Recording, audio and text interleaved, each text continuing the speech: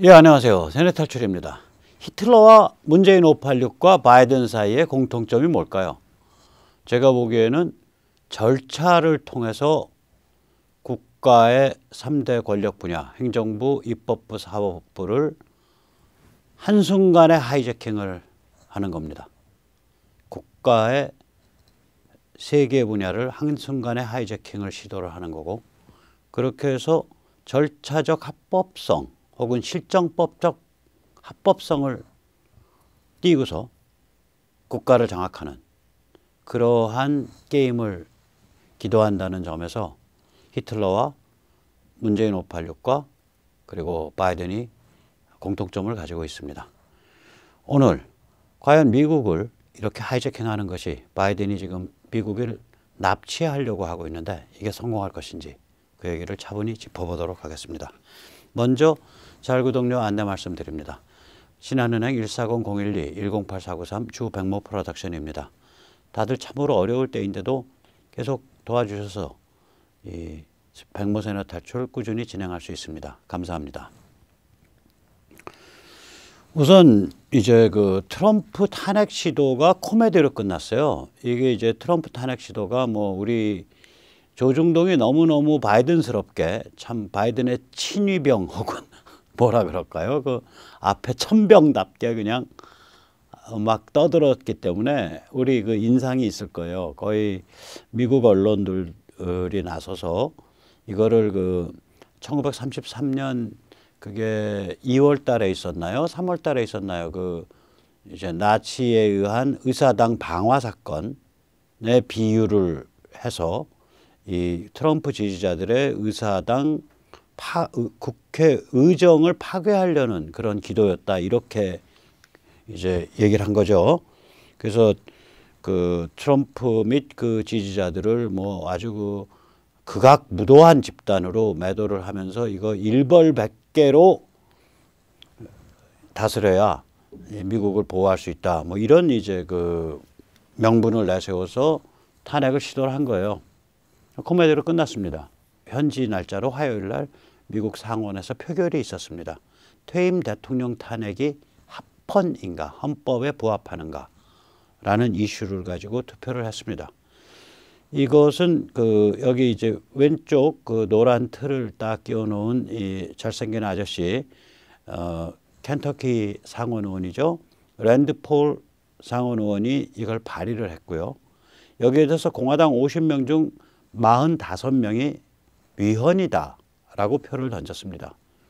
아시다시피 그 공화당에서 17 정도 나와야죠. 17, 그 66을 맞춰야 되니까 67, 17이 나와야 그 상원에서 탄핵이 가결되거든요. 그런데 지금 이 상태로 보면 공화당에서 5명밖에 안 나오는 거예요. 공화당이 50명인데 그중에 45명이 위헌이다라 그랬으니까 실제로 표를 나중에 이제 탄핵을 공화당이 하고자 할 때 5명밖에 안 나오는 거죠. 그러니까 탄핵이 이제 물 건너간 거죠. 이 5명 뻔뻔한 5인방 누굴까요? 메인주의 수잔 콜린스, 여기 파란 옷 입은 여성입니다. 그 다음에 알래스카의 리사 머코스키, 빨간 옷 입은 여성입니다. 그리고 미트 롬니, 유타죠. 가운데 그 아주 그 네버 트럼퍼, 절대로 트럼프 안 된다라는 그 무늬만 공화당의 대표 주자죠. 미트 롬니. 그 다음에 오른쪽에서 두 번째 뭐 배시시하게 웃는 게 저게 이제 아주 그 밥맛 없는 사람인데 네브라스카 상원은 벤 세스입니다. 별명이 S입니다. 벤 세스. 그 다음에 좀 어벙하게 웃고 있는 아저씨, 이 아저씨 맨 오른쪽 이게 팻 톰리인데 펜실베니아 상원 의원인데 이 중에서 이제 팻 톰리는 정계를 떠나겠다라고 이미 공표를 했어요. 이 사람이 이제 2022년 11월 그 선거에 걸리는데 중간 선거에 자기 출마 안 하겠다라고 얘기를 했습니다. 은퇴를 선언을 했어요. 그러니까 팻 톰리는 아예 여기에 이제 게임도 아니고요. 그 다음에 이 중에서 이제 2022년 선거에 걸려 있는 게 리사 머코스키인데 아마도 프라이머리에 걸려가지고 탈락되지 않을까 그렇게 생각을 합니다. 빠이빠이입니다. 재밌는 거는 우리가 이제 그 존 로버츠 대법원장, 이게 기회주의 끝판왕이거든요. 기회주의 끝판왕이죠. 이 사람이 나서서 그때 이제 그 부정선거 논의가 있으면서 그 텍사스가 그 다른 주들을 상대로 그 연방 법원에 그 소송을 제기했을 때 이 사람이 나서서 텍사스는 그러한 소송을 제기할 자격이 없다라 그래가지고 연방 법원이 자격 미달로 기각을 했을 때 이 사람이 나서서 그 짓을 했죠. 그래서 기회주의 끝판왕이라고 합니다. 근데 역시 여기서도 기회주의적이어서 이 사람은 뭐라고 얘기를 했냐면 나는 상원의 탄핵 심리 때 사회 안 보겠다 그랬어요. 이 상원에서 이 탄핵 심리를 할 때 아마 대법원장이 사회를 보는 모양입니다. 그래서 뭐 이제 그러니까 이런 일에 대법원이 끼는 게 아니다. 이거 말이 안 되는 거다. 이렇게 이제 이 존 로버츠까지 그렇게 나섰습니다. 그러니까 이제 탄핵 발의는 하원에서 상원에 도착한 순간 죽은 거죠. 왜냐하면 현지 날짜로 월요일 날 도착했는데 화요일 날 결국 이런 선고가 내려졌으니까 하원에서 상원에 도착한 순간 죽었다. Death on arrival, DOA. 그 DOA라는 용어는 어디 가면 많이 쓰냐면 병원에 가면 응급실에서 많이 씁니다. 그 응급실 입장에서는 이제 사람이 실려왔을 때 이 사람이 위중한 상태면 이 사람이 숨진 상태냐 숨지지 않은 상태냐부터 판정하고 들어가야 돼요. 숨진 상태라 그러면 자기들이 더 뭐 해볼 게 없고 거기서 또 뭐 말하자면은 의료 과실 이런 거에 대한 시비에 말려들질 않게 되니까 먼저 딱 봐서 이 사람 DOA야, Death on Arrival이야. 그러면 그걸로 끝입니다. 지금 탄핵은 하원에서 상원으로 삐뽀 앰뷸런스 타고 갔는데 도착하자마자 딱 까보니까 죽은 겁니다. 코미디로 끝난 거죠. 그러면 이거를 뭐 트럼프나 트럼프 지지자들을 천하에 다시 없는 흉악한 그런 그 반국가 사범으로 규정하려고 난리를 부렸는데 결국은 뭐 한판 코미디였다 이렇게 되는 거죠. 자, 이런 상황에서 또 테드 크루즈가 아주 기염을 토했습니다. 테드 크루즈를 중심으로 한 공화당 의원들이 개헌안을 발의하겠다고 나섰습니다. 참고로 미국의 개헌은 연방 상하원 각각 3분의 2를 통과한 다음에 각 주에서 주의회의 4분의 3을 통과해야 합니다. 그래서 이 개헌안은 뭐냐면 연방 상원의원은 12선, 상원의원은 임기가 6년이니까 연방 상원의원은 2선으로 선수를 제한하고 연방 하원의원은 3선, 6년으로 선수를 제한하겠다. 이것이 개헌안의 골자입니다.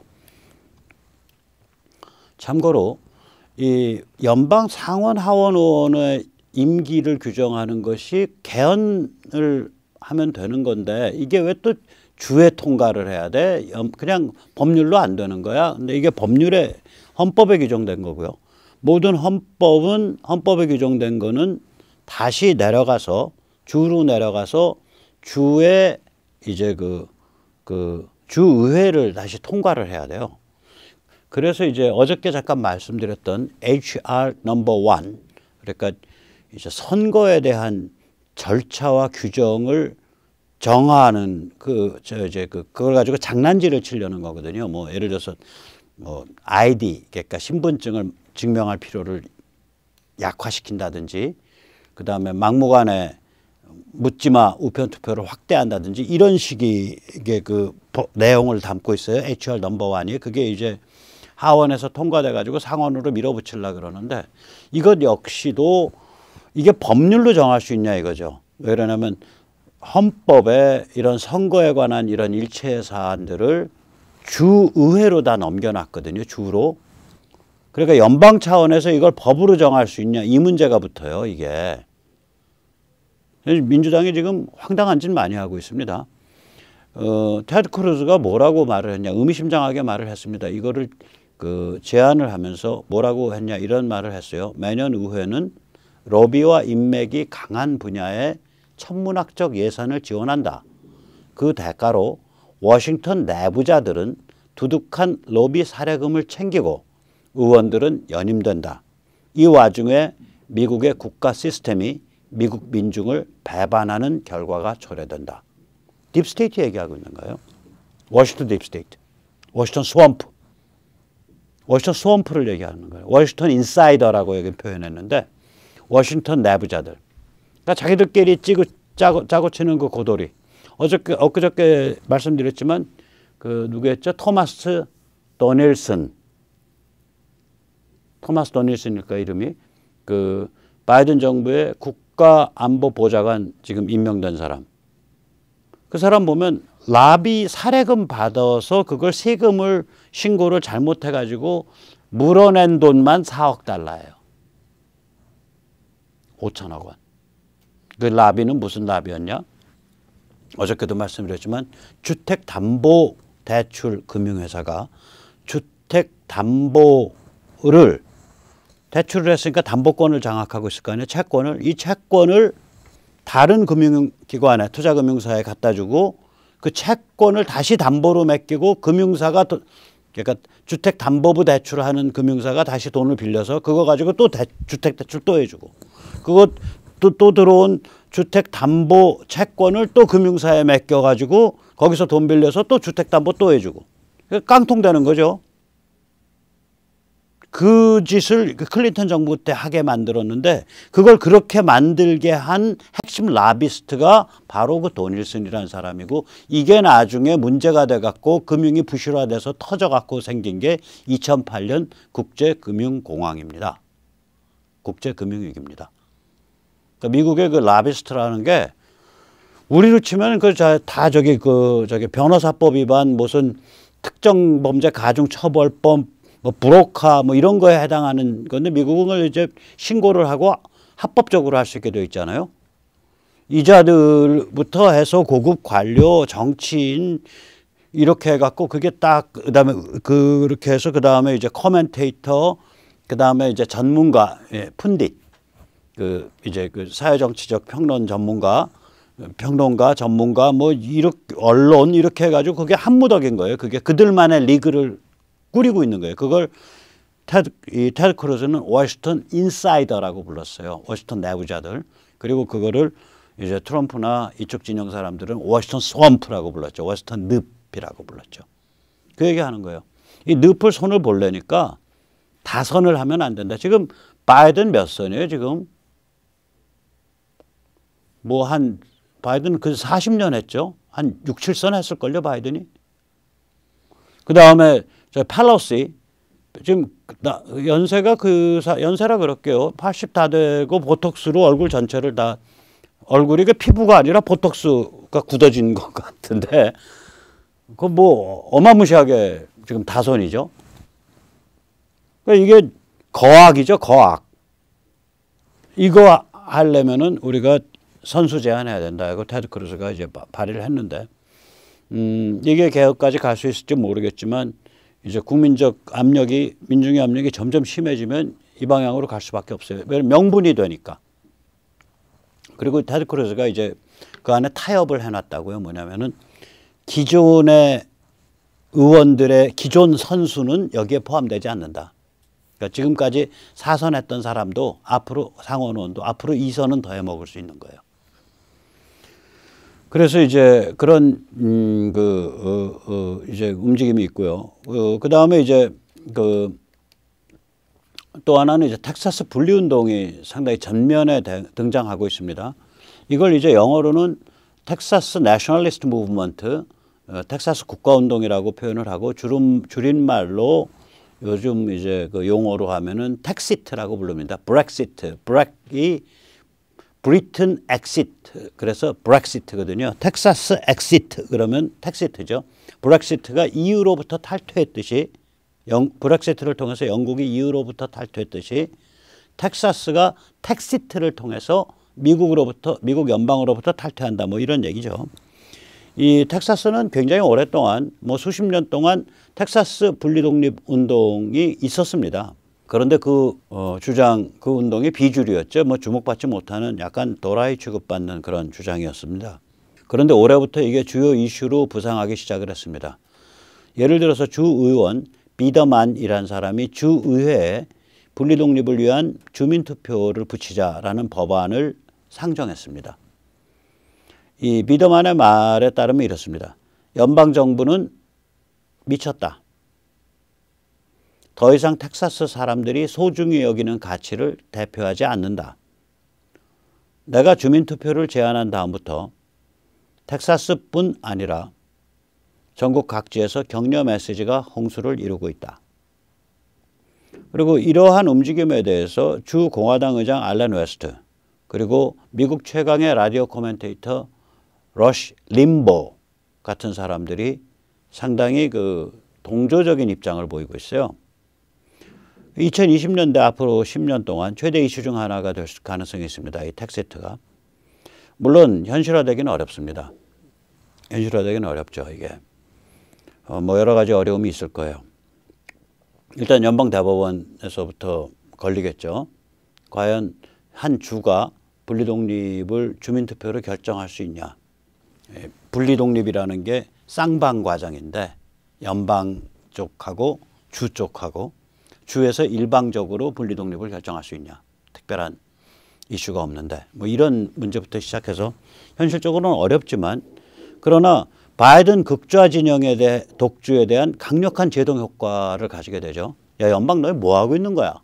이런 분위기가 쫙 퍼지면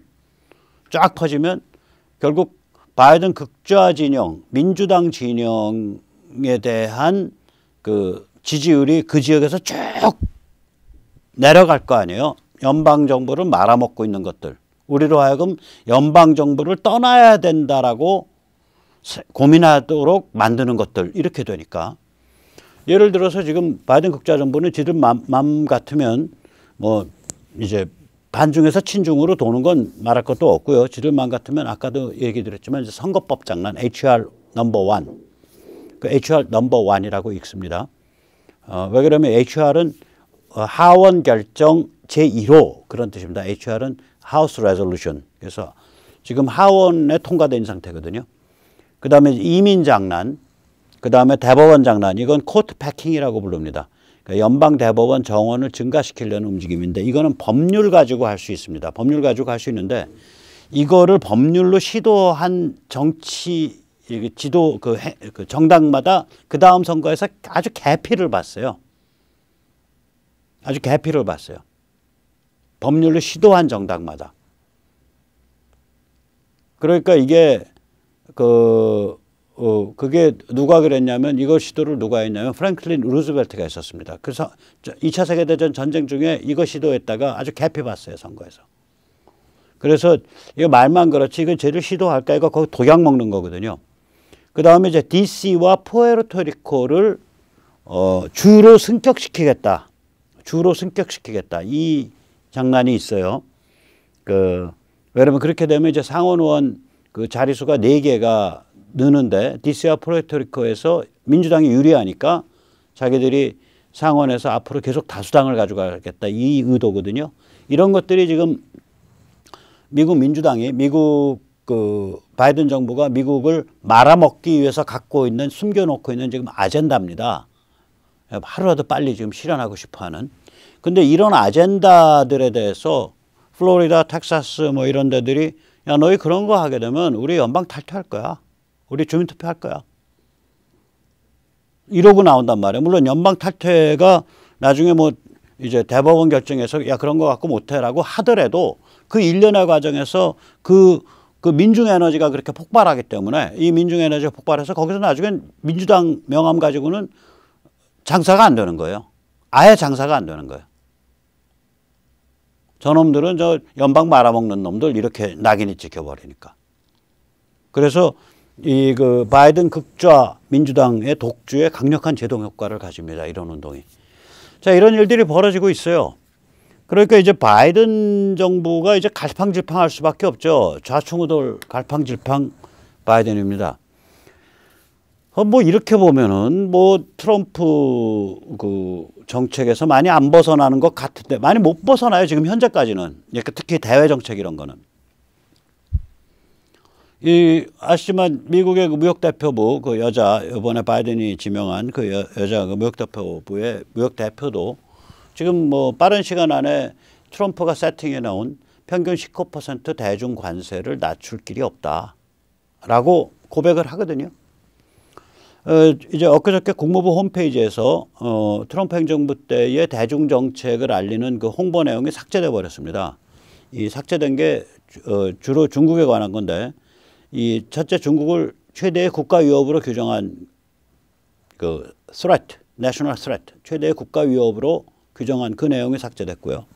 둘째, 클린 인터넷이라 그래가지고 클린 네트워크라 그래가지고 국무부가 그 대대적으로 이렇게 홍보하던 정책이 있어요. 이게 뭐냐면 인터넷과 5G 영역에서 중국의 침투를 가로막는 정책들을 국무부가 홍보해 왔거든요. 예를 들어서 중국 어플들 몇 개 지금 틱톡 이런 것들 금지돼 있잖아요. 그 다음에 그 알리바바가 그 하고 있는 서버 클라우드 서비스, 그러니까 서버 클라우드 서비스라는 건 이런 겁니다. 요즘 누가 예를 들어서 자기 서버를 자기 사무실에 설치하는 사람은 거의 없고요. 은행 같은 큰 데가 아니면. 그 다음에 이제는 그 서버 그 뭐라 그러죠? 그 IDC라 그러나 인터넷 데이터 센터. 그 데이터 센터에 이제 가면은 그전엔 공간을 빌려줬어요. 그러면 그 공간에다가 자기 서버를 하나 딱 집어넣어 놓는 거죠. 이제는 IDC 쓰는 사람도 없죠. 그 업체도 없어요. 인터넷 서비스 회사들이, 인터넷을 하는 그런 회사들이. 그럼 뭘 하냐? 클라우드 서비스에 가서 집어넣잖아요. KT 클라우드 서비스 그러니까 서버를 운영을 하고 있는 거예요, 누가. 그래서 그 서버를 빌려주는데 이게 이제 동적으로 구성될 수 있어요. 그러니까 다이내믹 컨피그레이션이라 그러는데, 그러니까 이 서버, 요 기계, 요 박스는 누구 거 이렇게 하는 게 아니라 요 박스 안에서 이제 그 메모리 사이즈 요만큼, 뭐 하드디스크 사이즈 요만큼, 그 다음에 네트워크 연결 100mbps만큼, 요거는 A라는 회사 거, IP 주소는 또 같은 박스인데 메모리 사이즈 요만큼, 하드디스크 사이즈 요만큼, IP 주소 연결 그 파이프라인 연결망 크기는 그 속도는 얼마, 200mbps 이렇게 해서 그렇게 빌려주는 거예요. 이거를. 이게 이제 클라우드 서비스라는 거죠. 그럼 서버 클라우드 서비스를 지금 중국에서 누가 크게 하고 있냐면 알리바바가 크게 하고 있다고. 그 서버 클라우드 서비스 중국 거 쓰지 말라고 막았단 말이에요. 그 다음에 5G 중국 장비 쓰지 마라, 특히 화웨이 장비 쓰지 마라 막았단 말이죠. 이런 것들을 알리는 정책 홍보 페이지를 전부 내렸어요. 지금 미 국무부가. 근데 아직까지 정책 변경은 아직 안 일어났어요. 한편 미 국무장관 앤토니 블링컨은 이제 횡설수설을 하죠. 이 사람 오바마 정부 때 국가안보보좌관 한 사람이고 원래 이제 외교관 출신입니다. 이 사람 뭐라 그러냐? 이거 횡설수설이죠. 이 말이. 중국을 최대 위협으로 규정한 트럼프 대통령은 옳았습니다.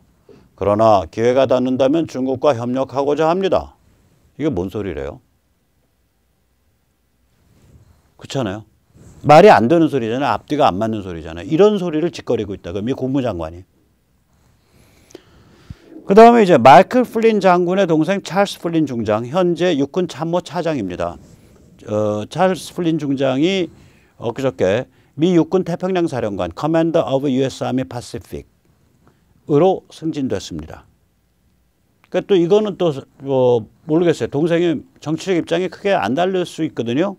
왜냐하면 트럼프 행정부 때 이미 육군 참모 차장을 했으니까. 그런데 그러니까 이런 것도 승진시킬 수밖에 없는 게 군부의 입장들을 반영을 해서. 그리고 그러는 한편 또 트럼프 지지 최강 조직 중 하나인 워커웨이 운동. 워커웨이라는 건 야 이제 그만둬라는 뜻입니다. 그러니까 민주당 좌파하는 거 그만둬, 리버럴 하는 거 그만둬. 그만둬. 바꿔 그 소리예요. 그 운동의 창설자, 이게 동성애자죠. 브랜든 스트라카. 제가 몇 번 소개해드린 적이 있습니다. 브랜든 스트라카를 구속했어요. 이게 혐의가 아마 반역, 인서렉션 등 무시무시한 혐의인데 이게 왜 구속됐냐? 이 사람이 자기 이제 그 소셜 미디어에 나 1월 6일 날 갔다 왔다. 뭐 어쩌고 저쩌고 무슨 일이 있었다. 그거 쫙 썼고 그 다음에 어디 다른 사람이 찍은 거에 보면 이 사람이 그 국회의사당 앞에서 이제 행진하면서 고! 이 사람 국회의사당 앞에서 연설을 했거든요. 하고 이제 말을 한 거. 그 다음에 이제 국회의사당 안에 들어가 가지고 경찰이 이제 투명 방패 가지고 딱 막고 있으니까 take it. 야, 저거 잡아내. 그거 말한 거. 그거밖에 없어요.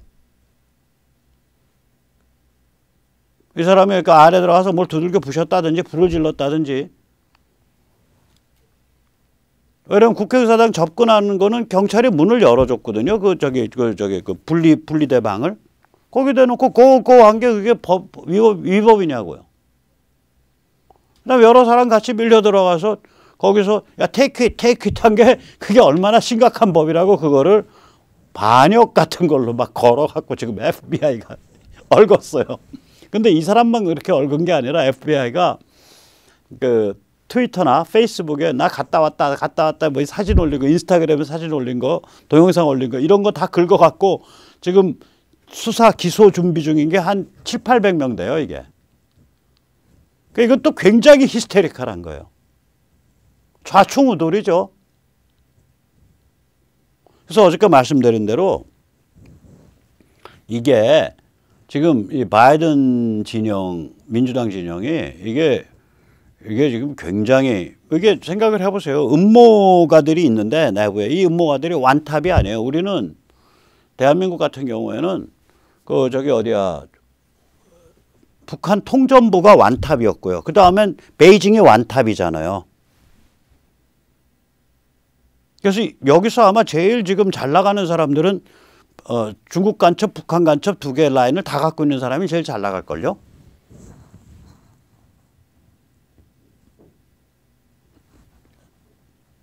이 두 개. 이왕이면 뭐 워싱턴 간첩까지 같이 가지고 있으면 정말 잘 나가겠네. 삼중 간첩.